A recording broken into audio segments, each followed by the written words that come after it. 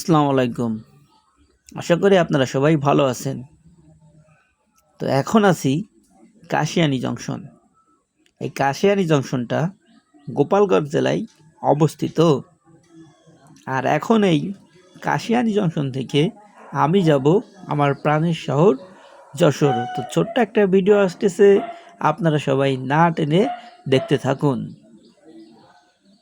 তো চলে এসেছে আমাদের ট্রেন, যার নাম রূপসী বাংলা। রূপসী বাংলা এক্সপ্রেস ঢাকা থেকে 10টা 45-এ ছেড়ে এসে কাশিয়ানী পৌঁছায় 12টা 22-এ এবং কাশিয়ানী থেকে ছেড়ে যায় 12টা 25-এ। তো ট্রেনে উঠে পড়লাম। কাশিয়ানীর প্রাকৃতিক সৌন্দর্য দেখতে দেখতে আমাদের গন্তব্য এখন যশোরের দিকে।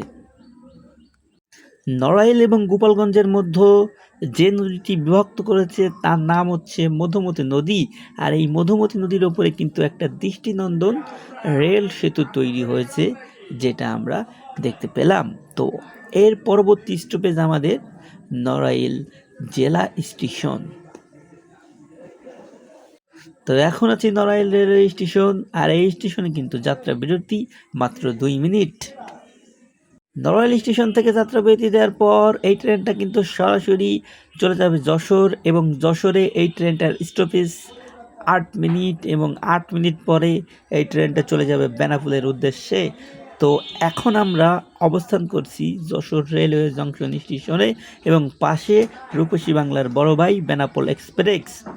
এই বেনাপোল এক্সপ্রেস ট্রেনটা ঢাকা বেনাপোলের মধ্যে চলাচল করলেও এটা কিন্তু রাজবাড়ী ফরিদপুর ওই লাইন দিয়ে ভাঙা হয়ে পদ্মা সেতু পার হয়।